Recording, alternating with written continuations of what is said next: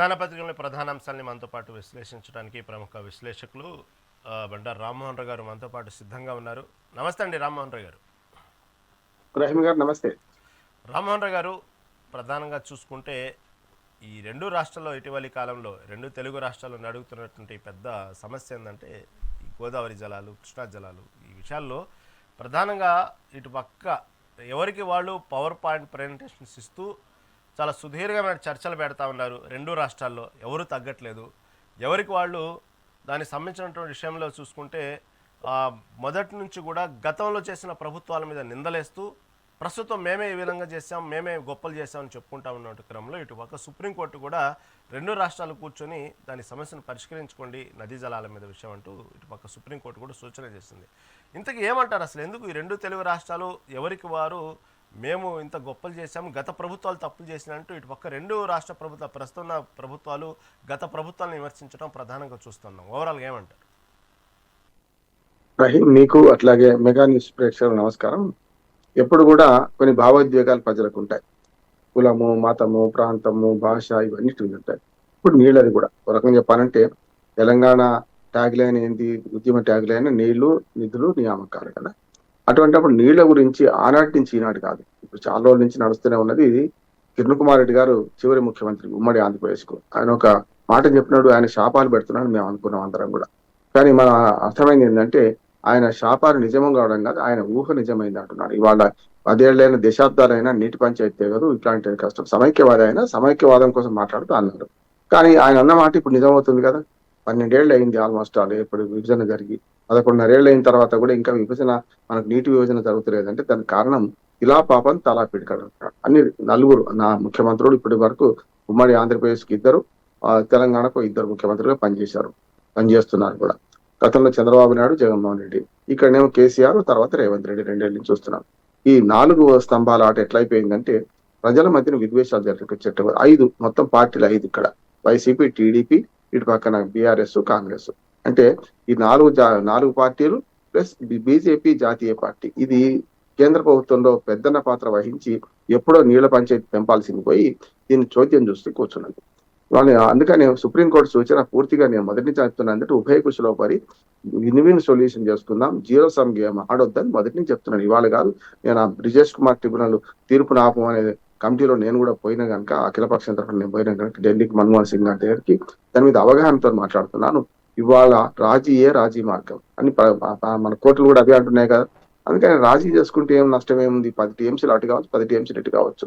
కానీ దీనికి సమస్య ఏంటంటే పీఠముడి వేస్తూ ఒకరి మీద ఒకరు, తెలంగాణ వాదుల మేమే, తెలంగాణ సెంటిమెంట్ మాదే అని చెప్పి ఇటు పక్కన ఏదైతే గతంలో బీఆర్ఎస్, ఇవాళ కాంగ్రెస్ పార్టీ దీనికి ప్రయత్నం చేస్తుంది. బీజేపీ కూడా ఓ రకంగా చెప్పినట్టు 2 జాతీయ పార్టీలు ఈ 2 రాష్ట్రాల మధ్య జలజాడడం జరుగుతుంటే చోద్యం చూస్తూ కూర్చోవడమే కాకుండా దానికి ఆజ్ఞం పోసినట్టు ప్రాంతీయ పార్టీలుగా మారిపోయింది.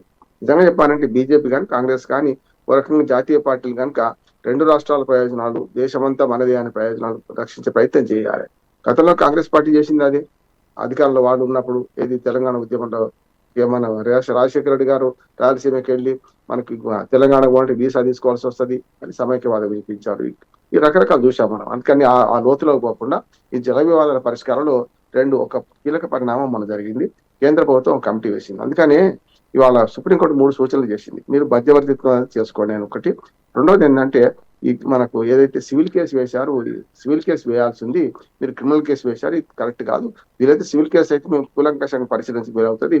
ఇది కేవలం క్రిమినల్ కేసు వేయడం వల్ల స్టే ఇవ్వాలా వద్దా అనే మాటే ఉంటుంది. స్టే ఇవ్వలేదు అనుకోండి, మీకు కోపం, ఇస్తేనే వాళ్లకు నష్టం. కనుక స్టే ఇవ్వడం సమస్య కాదు. మీరు జల వివాదం శాశ్వతంగా పరిష్కరించుకోవాలనుకుంటే పీఠముడి వేసుకోకండి అని రెండోదాన్ని. మూడోది ఏంటంటే మా సివిల్ కేసు వేస్తే మా చేతిలో అధికారం ఉంటుందని కమిటీ కాన్స్టిట్యూట్ చేస్తాం. మేము నిపుణులం కాదు కదా, కమిటీ కాన్స్టిట్యూట్ చేస్తాం. ట్రిబ్యునల్స్ వేయమని చెప్తాం, కేంద్ర ప్రభుత్వానికి ఆదేశాలు ఇస్తాం. అది శాశ్వత పరిష్కారం వైపు దారితీస్తుంది అనుకుంటూ అమికబుల్ సెటిల్మెంట్ ద్వారా చేసుకోమని మనకు సుప్రీంకోర్టు సూచన ఇచ్చింది. మంచిది అంటున్నా, ఆచరణ చేయండి కదా.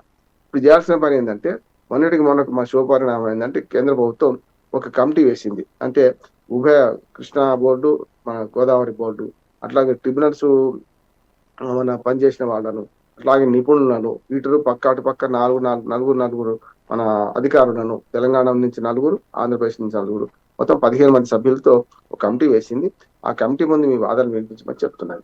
అందుకని ఈ జలజగడంలో మిగతా రాష్ట్రాలను కనుక తెచ్చుకుంటే ఇంకా నష్టపోతాం మనం. కనుక ఉన్న దాంట్లో మనకు చేసుకునే ప్రయత్నం అయితే 968 టీఎంసీలేమో గోదావరిలో తెలంగాణ వాటా ఉంది.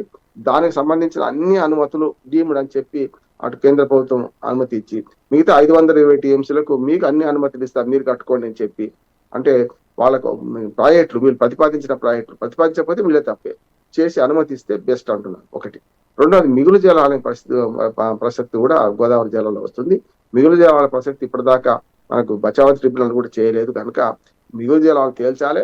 తేల్చి ఏం చేయాలంటే వాటిని అంటే 75 సంవత్సరాల డిపెండబిలిటీ ప్రకారం చేస్తే వాటి ప్రకారం ఏంటంటే ఆ మిగులు జలాలు మిగతా పై రాష్ట్రాలు కూడా అది మనకు హక్కు ఉంటుంది.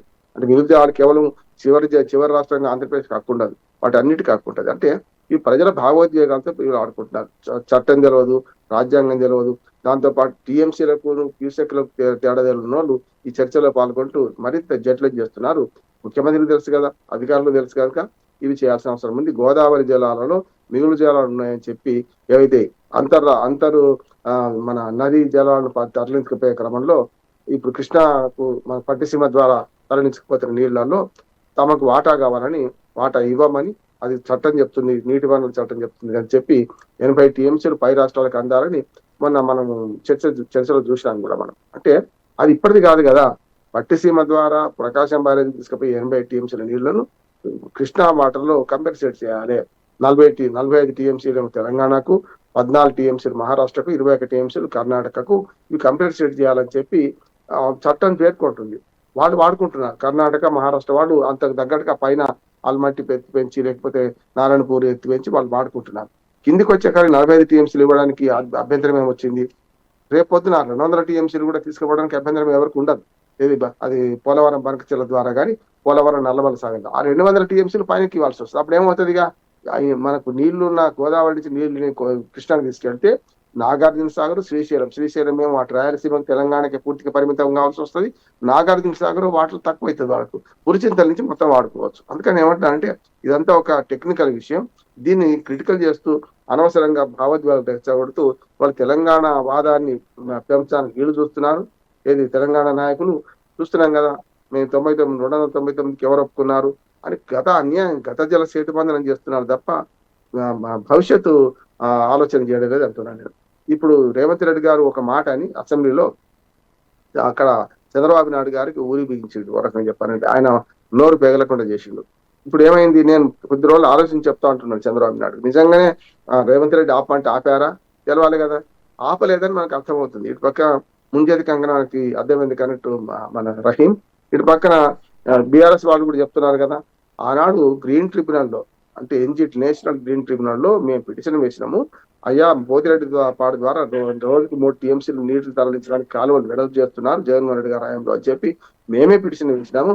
ఆ పిటిషన్ అనుసంధానానికి స్టే ఇచ్చింది. దానివల్ల జగన్మోహన్ రెడ్డి గారి హయాంలో ఇది ఆగిందని స్పష్టంగా బీఆర్ఎస్ చెప్తుంది కదా ఇక్కడ. అంటే మన మాజీ నీటిపారుదల శాఖ మంత్రి హరీష్ రావు ఆధారాలతో సహా జీవోలతో చూపెడుతున్నారు కదా, కోర్టు తీర్పుతో చూపెడుతున్నారు కదా. అటువంటి అప్పుడు ఎవరి హయాంలో అయినట్టు? జగన్మోహన్ రెడ్డి గారి హయాంలో. జగన్మోహన్ రెడ్డి కేసీఆర్ ఒకటైనప్పుడు వీళ్ళు పిటిషన్ ఎందుకు వేస్తారు, వీళ్ళు ఎందుకు ఆపుతారు? ఇవాళ నేను ముఖ్యమంత్రి గారి మన చంద్రబాబు నాయుడు గారిని మన రిక్వెస్ట్ చేసినా, నేను విజ్ఞప్తి చేసిన అంటుండు, బెదిరించిన అంటుండు. ఎవరంటే నేను చర్చలకు రావాలంటే మొదలు అది ఆపండి అని అన్నాను. నా విజ్ఞప్తి నా మీద గౌరవంతోనే ఆయన ఆపారని, చంద్రబాబు నాయుడు ఆపారని చెప్పి రేవంత్ రెడ్డి అసెంబ్లీ సాక్షిగా చెప్పిండు. ఇప్పుడు అక్కడ ప్రతిపక్షం దాన్ని అడ్వాంటేజ్ తీసుకొని అసలు రాయలసీమ ద్రోహి ఎవరు అంటే చంద్రబాబు నాయుడు అని ప్రచారం చేస్తుంది. కాదు మీ హయాంలో ఆగిందని చెప్పి బీఆర్ఎస్ వాళ్ళు చెప్తున్నారు కదా, మీ సంగతి ఏంటని తెలుగుదేశం వాళ్ళు అంటున్నారు. తెలుగుదేశము బీఆర్ఎస్ పరస్పర ఉప్పు నిప్పు. ఇప్పుడు వీళ్ళిద్దరి వాదన ఒకటి ఉన్నది. జగన్మోహన్ రెడ్డి గారు కాంగ్రెస్ మన రేవంత్ రెడ్డి ఉప్పు నిప్పు, కానీ ఇక్కడ మాత్రం వీళ్ళ వాదన వేరే ఉంది. చూస్తున్నాం కదా. అంటే ప్రజలను ఫూల్ చేస్తున్నారా, ప్రజలను డార్క్ చీకట్లోకి నేడుతున్నారా రాజకీయ పట్ల అర్థమవుతుంది. కనుక ఇవాళ సుప్రీంకోర్టులో పిటిషన్ పడగానే ఆ సుప్రీంకోర్టు ఇచ్చిన 3 ఏవైతే సూచనలు ఉన్నాయో ఆచరణీయం, తప్పనిసరిగా జరగాల్సింది అంటున్నాను. రెండోది ఏంటంటే కేంద్ర ప్రభుత్వం కూడా చోద్యం చూస్తూ పిట్టపోరు చిల్లు తెచ్చినట్టు లేకుంటే కోతి రొట్టెముక్క పంచాయతీ లాగానే మనం చూస్తున్నాం. ఏంటంటే పూర్తి స్థాయిలో తాము తెలంగాణలో అధికారంలోకి వచ్చినాక ఈ వివాదం తీర్దామని అనుకుంటున్నట్టు అనిపిస్తుంది నాకు. ఇది కరెక్ట్ కాదు. బీజేపీ చేయాల్సిన పని, కేంద్ర ప్రభుత్వం చేయాల్సిన పని ఏంటంటే అమికబుల్ సెటిల్మెంట్ చేయడానికి ఈ 2 ట్రిబ్యునల్స్ వేగవంతం చేయాలి. వీలైనంత త్వరగా తీర్పు ఇవ్వమని చెప్పాలి. ఎవరి వాటా నీటిలో ఎవరి వాటా వాళ్ళు తేల్చాలి. కృష్ణా జలాల విషయంలో తాత్కాలికంగానే 299కి వచ్చినాం. తెలంగాణ ఏర్పడ్డ 42వ రోజే మేము మళ్ళీ పైన పిటిషన్ పెట్టినాం. 299 తాత్కాలికమే. అసలు ఆ తాత్కాలిక కేటాయింపే తప్పు, వాళ్ళు చేసిన తప్పు. కనుక పరివాహక ప్రాంతం చూస్తే 70% రావాలి. కనీస న్యాయం చూస్తే రైతులందరికీ క్షేమం జరగాలనుకున్నాడు 50-50 రావాలి అనే మాట ఆనాటి నుంచి ఈనాడు బీఆర్ఎస్ ఉంటుంది. ఇప్పుడేమో వీళ్ళు 70% తెస్తామంటున్నారు. నిజంగా చెప్పాలంటే ఈ బీసీ రిజర్వేషన్ విషయంలో 42% తెస్తా అని బీరాల వాళ్ళకి ఏదైతే మళ్ళీ వెనక్కిపోయిందో, ఇప్పుడు 23 కూడా దిక్కు లేకుండా అయిందో, 70% సాధ్యం కాదంటున్నాను. స్పష్టంగా చెప్తున్నాను. 50% గ్యారంటీ సాధ్యమవుతుంది. ఇది పంచుకుంటే మంచిది. ముఖ్యంగా 2 తెలుగు రాష్ట్రాల మధ్యన నీటి పంపిణీ వ్యవస్థ బాగా పంపిణీ సరిగ్గా కాకపోతే విద్వేషాలు చెలరేగుతున్నాయి. ఇవాళ పిటిషన్ మన సుప్రీంకోర్టులో రహీం కొన్ని అనవసర విషయాలు కూడా ప్రస్తావించింది ఆంధ్రప్రదేశ్ ప్రభుత్వం. అంటే మరి చంద్రబాబు నాయుడు తెలుసో తెలియదు, నీటి వివాదాలకు హైదరాబాద్ మేము విడిచిపెట్టుకున్నామనే మాట తప్పు కదా. అందుకని అంబేద్కర్ గుర్తు చేస్తున్నాను. గతంలో గుజరాత్ వాళ్ళు కూడా అతి తెలివితో ఏం చేశారు, ముంబై మాది అన్నారు. ముంబై మాది అంటే ఆనాడు అంబేద్కర్ గారు ఏమన్నారంటే, అద్దెదారే, కిరాయిదారే, మీరు దీన్ని వాడుకున్నారంతే తప్ప గుజరాత్ వేరైతే మీకు వేరే రాజధాని చేసుకోండి పొమ్మని అంబేద్కర్ గారు హెచ్చరించారు.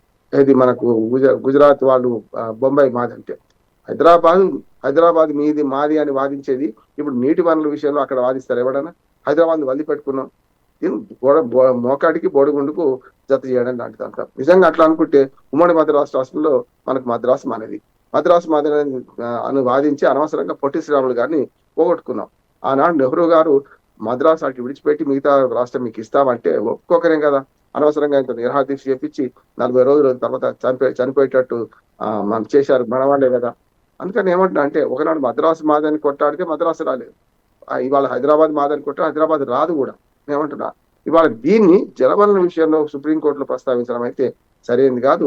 మళ్ళా ఇంకొక విద్వేషపూరిత వాతావరణానికి దారితీస్తూ ఉంటున్నా నేను. సమస్య లేదు, విడిపోయిండ్రు. తెలుగు జాతి మనది, రెండుగా వెలుగు జాతి మనది. శ్రీరామ్ రెడ్డి గారే ఉద్యమ సమయంలో అన్నాడు, నిండుగా వెలుగు జాతి బదులు రెండుగా వెలుగు జాతి అన్నారు. రెండుగా వెలుగు జాతిగా ఉండాలి. 2 రాష్ట్రాల మధ్యన జీరో సమ్ గేమ్ ఆడుతున్న ఈ రాజకీయ పార్టీలు. జీరో సమ్ గేమ్ అంటే మీరు గెలిస్తే నేను ఓడిపోతాను, నేను గెలిస్తే మీరు ఓడిపోతారు. అది కాదు కావాల్సింది. ఇద్దరు గెలిచే విన్ విన్ సొల్యూషన్ కావాలి.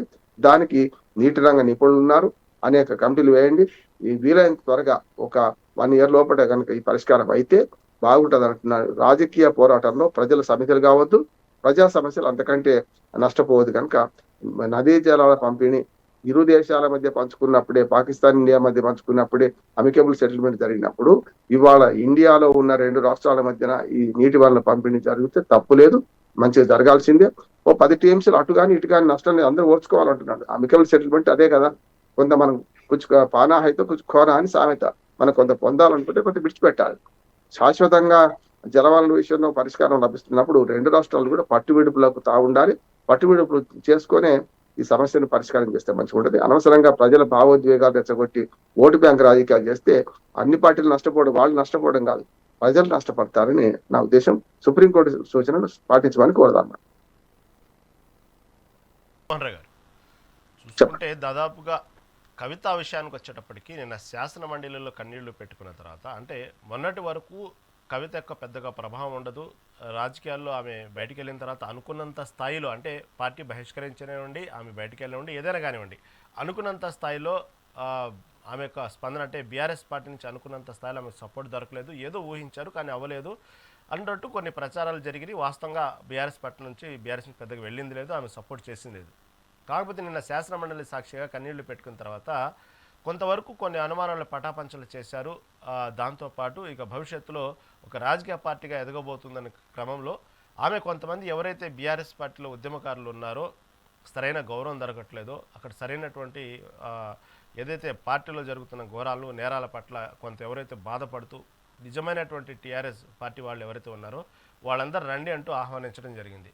ఇప్పుడు వాస్తవంగా మార్పులు చేర్పులు జరుగుతాయా అనుకున్నంత స్థాయిలో కవిత ఇప్పుడు అంటే కొంతవరకు కన్నీళ్లు పెట్టుకున్న తర్వాత ఎక్కడో కొంత ఎమోషనల్ ఫీలింగ్ అనేది అక్కడ క్రియేట్ చేశారు.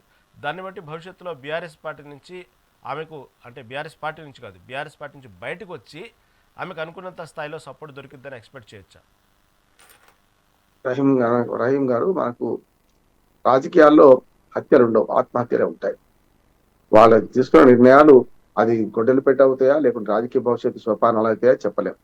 గతంలో కేసీఆర్ గారు కూడా డిప్యూటీ స్పీకర్ గా ఉండి రాజీనామా చేస్తే ఇది ఉబ్బలో పెట్టి మక్కలో మాడిపోయే పార్టీ, పెద్ద సమస్య లేదు, కేసీఆర్ గారితో ఏమీ కాదన్నారు ఆనాటి సమైక్య పాలకులు. కానీ ప్రజలు కూడా, తెలంగాణలో ఉన్న ప్రజలు కూడా అదే అన్నారు.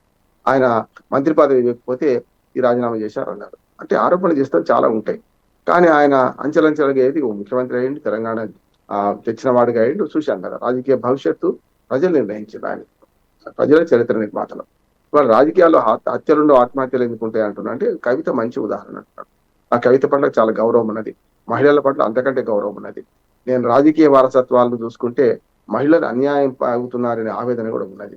వారసత్వంలో కూడా మహిళలు రాణిస్తలేరు. జనరల్ గా మహిళలు రాని రాజకీయాల్లో వారసత్వంగా కూడా రాణిస్తలేరు అనే ఆవేదన కూడా ఉన్నది.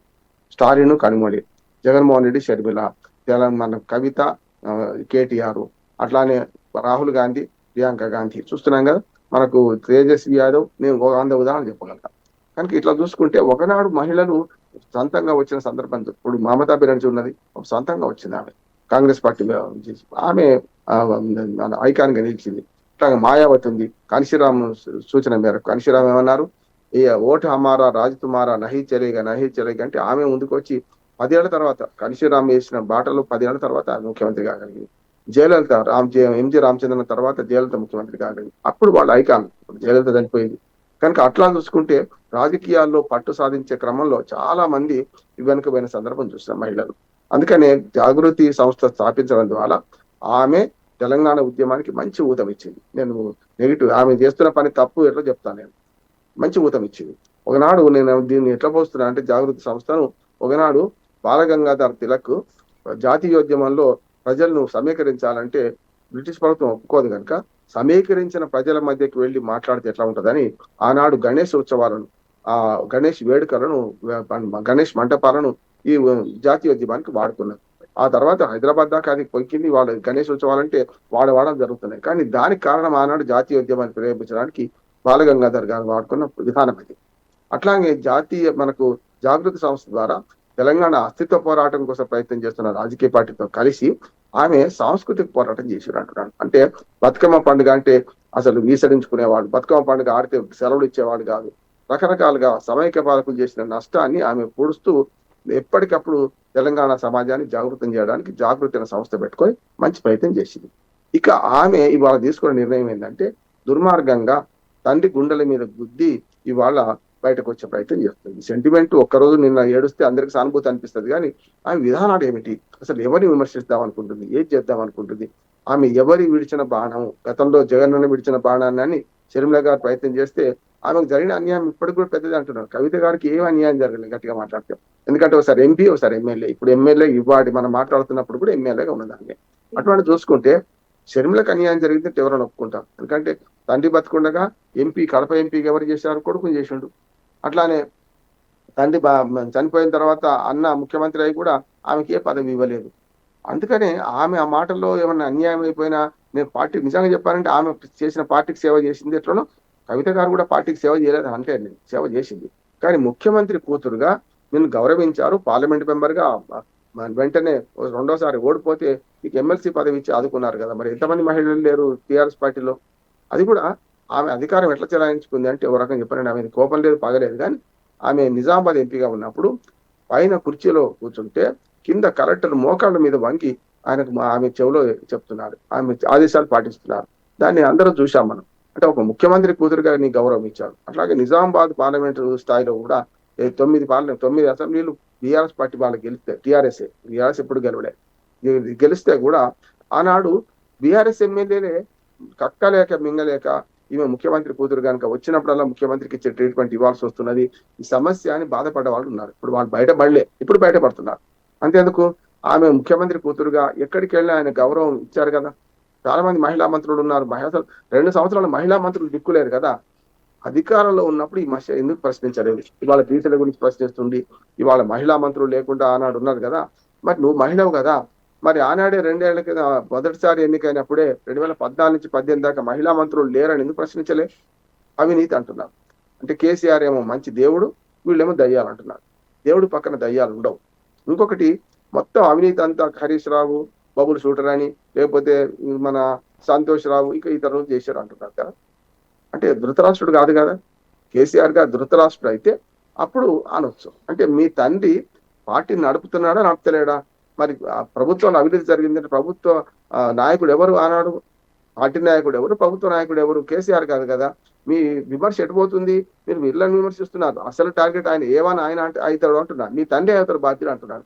అంటే తండ్రి మంచోడు అంటారు, మళ్ళీ వీళ్ళందరూ దొంగలు అంటారు. ఈ దొంగల కూటమికి నాయకుడు ఎవరైతారు, ఈ మాట అంటున్నారు పరిశంగా ఉన్నా కూడా మీ నాన్నగారే కదా. అంటే మీరు పరోక్షంగా నాన్నగారిని విమర్శిస్తున్నారు ఒకటి. రెండోది కూడా ఏమైందంటే ఒక పద్యం ఇంకోటి ఉంది రహి, తనయ చెడుగైన తల్లి తప్పు, తనయుడు చెడుగైన తండ్రి తప్పు, శిష్యుడు చెడుగైన గురువు తప్పు, మరి కార్యకర్త గాని నాయకుడు గాని చెడితే అంతకని అధినాయకుడు తప్పు కదా.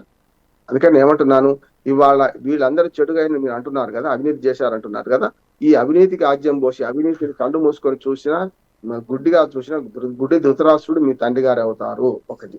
ఇక ఇప్పుడు రాజీనామా చేసి 4 నెలలు అవుతుంది, ఇంకొక 10 రోజులైతే 4 నెలలు రమేష్ మన రహీం గారు.